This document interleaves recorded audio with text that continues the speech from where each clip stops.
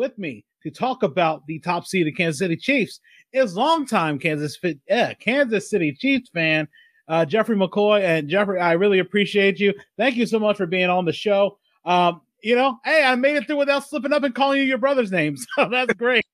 I think last time that's what happened when we did this a couple years back, but I'm happy to be back on again and talk about my Chiefs. I'm excited every year when football season starts. So, yeah, and I always ask everybody these questions as we go into it, but it's exciting. After a couple of weeks ago with the concern with Damar Hamlin, everybody was, basically waiting with bated breath to find out whether he would survive. And I think now is a little bit of a relief, and people can actually get back to the game without, worrying about that story, which has been something that captivated the whole nation.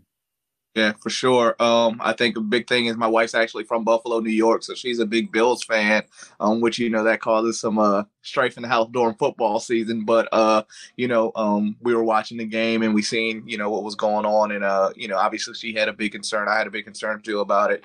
But, outside of the game of football, it was just one of those moments where we just seen it and it was like, things are bigger than football, but we still appreciate the game. We appreciate what these guys go out there and do and put their bodies on the line and their lives, obviously. So, glad to hear that he's doing well and excited to see his team do what they're going to do. The one question we always ask everybody when it comes to these interviews is, how did you become a Chiefs fan, and how long have you been a Chiefs fan? So I've probably been a Chiefs fan for 20 years, since I was 16. So I'm 38, about to be 39. So almost 23 years. Became a Chiefs fan. Father was in the military. So Kansas City was the last place that I was with him and my mother before they passed away. And, that's the place that I love to call my second home, even though I don't remember it much. I was very young, but, when I decided to pick a team when I got older, all my family were Cowboys fans. Never understood that with us being in Maryland. And I was like, I'm going to be a Chiefs fan. Little did I know I was going to go through a lot of heartache for a couple of years, but it paid off in the long run. Expectations going into the season. I know after the loss in the AFC Championship game, there had to be a little bit of maybe a little bit of concern and thinking, okay, it's maybe a little blip on the radar, and things are back to normal. No real injuries, no real major changes in staff. But what were you hoping as a Chiefs fan coming into the new season? Obviously, before preseason, a lot of things transpired in our division. A lot of pickups at other teams, with Devontae Adams, Russell Wilson, us losing Tyreek Hill, couple defensive players on the Chargers that they picked up, like Khalil Mack and the guys like that. And, all the predictions were saying, oh, we're going to be a third or fourth place team in our own division. And my thoughts were, we just ran 4 AFC Championship, hosted them, and why will we drop down so low? But, obviously there's still a concern because you got to think about those things because those weren't small pickups. And then as the season progressed, we seen how that transpired and we're back on top like we're supposed to be. But I never doubted that we weren't going to make the playoffs. But obviously there was a concern about whether we were going to end up at the top seed again like we normally were hosting. Was there a point in the season that you knew, okay, Kansas City's back, there's no issue, just cruise into the postseason? I think it was like either the first or second game. No, it was the game we played the Chargers. When I seen how they handled that game, that let me know that we were back and ready to go. It was a close game. Our defense stepped up. Obviously, our rookie cornerback, he had that 100-yard touchdown return.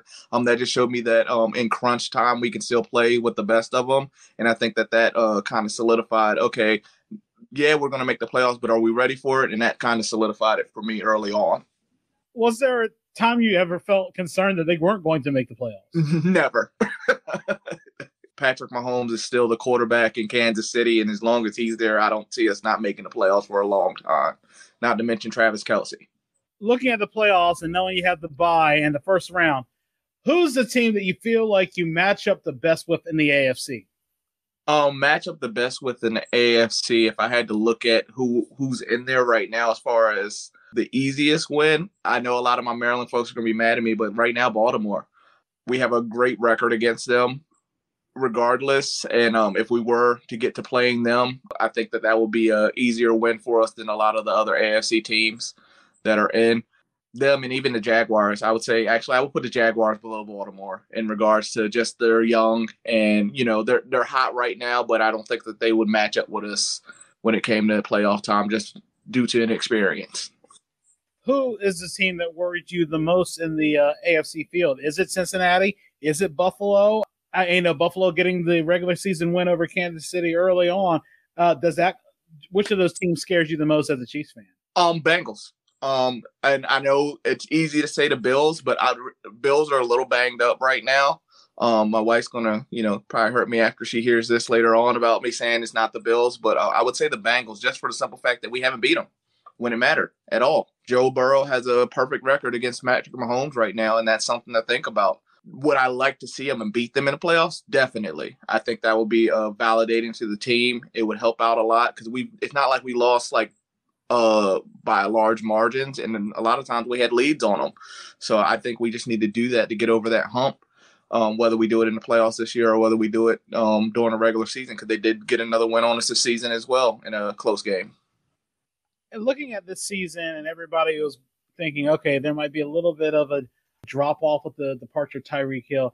Do you feel like the Chiefs went under the radar this year? I mean, it's hard to go under the radar when you're the best team in the AFC, but did you feel that?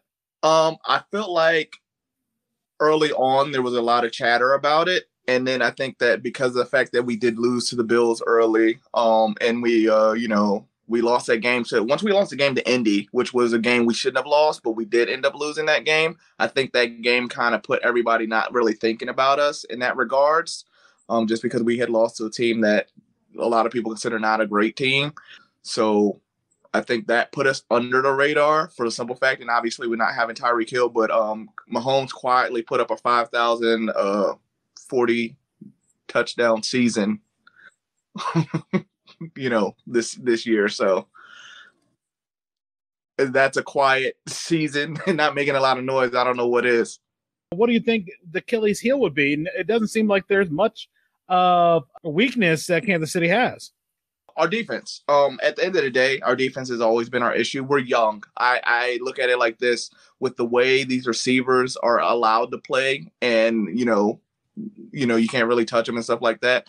Our defensive backcourt, we got about 4 or 5 rookies on our defense this year. So I think that's the only concern for me, because they haven't been in the playoffs with us before. Our team's been in the playoffs, but those rookie defenders, there's a chance that can have a little bit of exposure on it, or they can step up to the plate. But I think that that's the only thing that I have a little reservation about, is those rookie defenders.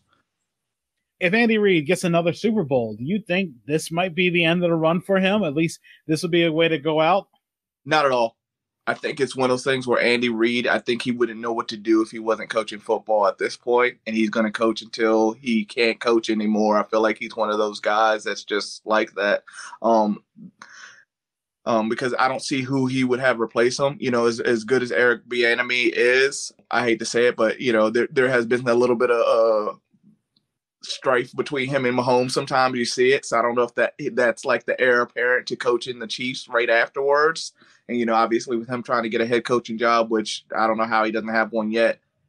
I don't know what they would do there, and I think Mahomes has to get a little bit older, a little bit mature, where he can kind of run the team no matter who the coach is, getting to that point before Andy Reid was to leave.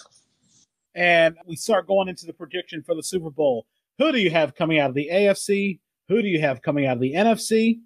What is the final score of the game, and who is the winner? So I have the Chiefs coming out of the AFC.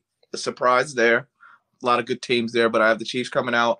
And this is a hard one for me because I have like a dark horse Super Bowl prediction, and then I have like my actual Super Bowl prediction. My actual Super Bowl prediction, I'll say, is the Eagles. And as far as the score of the game, I think it's going to be a high scoring game, like a 38 to like 34 type game. Weird numbers, like, some crazy stuff on the defense is going to happen. But having the Chiefs win, of course. But possibly even like a 42-34 game. But something along those lines with that. And just to toss my dark horse prediction in here, I say the Bucs out of the NFC. It's funny. Everybody talks about don't count Tom Brady out. And these weird situations, I mean, this might be the easiest way. You start with Dallas and then you work your way up and just hope. I mean, you're eventually either going to run through either San Francisco or Philly, because everybody's already discounted the Vikings. So I mean, but San Francisco, Philly, the teams. Yeah, because that's the thing. Like, I don't know who they would play next. It probably would be the 49ers if they win. I guess the Bucks would, or would they play the Philly? It depends. I guess they would Philly, barring some weird upset with the Seahawks. But yeah, they would play Philly. If the Seahawks, unless they play, unless the Seahawks throw a wrench into all that, they would probably play Philly next. Gotcha. Yeah, that's it's a weird one, but yeah, I would say I would definitely. But in all honesty, I'm thinking the Eagles are going to go all the way. I think Jalen Hurts is getting healthy, and I think he was healthier than expected, but they didn't need him to play, so they let him sit. And I think he's going to come in, and he's been a stud this year. Obviously, the MVP chase has been between him and Mahomes. I would even say that it's hard to count Mahomes out because he did put ridiculous yards. But what Jalen Hurts did for the Eagles team, he definitely was their most valuable player. But you can look at both teams, and if you take either one of them off of them, they're not the same team. And we've seen that with the Eagles. We didn't get to see that with the Chiefs, but we already know if Mahomes isn't on the Chiefs, they don't look nowhere near the same. And as we wrap this up, do you want to have any shout outs you want to give? And what are ways people can reach out to you on social media to talk with you about Chiefs football or anything? On my social media on Facebook, it's under J McCoy, Jay, and my last name MCCOY. If you're already friend on there, we're probably talking already. But if you want to follow Instagram, King T50, as you see in the corner there, that's my Instagram handle and my Twitter handle. I'm curious, how did that name come up for your Instagram and Twitter? So, shout out to Sam Cook. He's probably not on here, but him and Thomas Ballard, when we used to work at Harvard Manufacturing, I was a tester there, and my testing stamp was T50, and they actually started calling me that as my nickname. So, and then of course King is just what it is. So King T50 is how I came from a handle from being a tester, and my test stamp was T50. And it was the reason why they joked about it because everybody else's test stamps were either a single digit number except for my big, and mine was like jumping all the way up to 50 for whatever reason.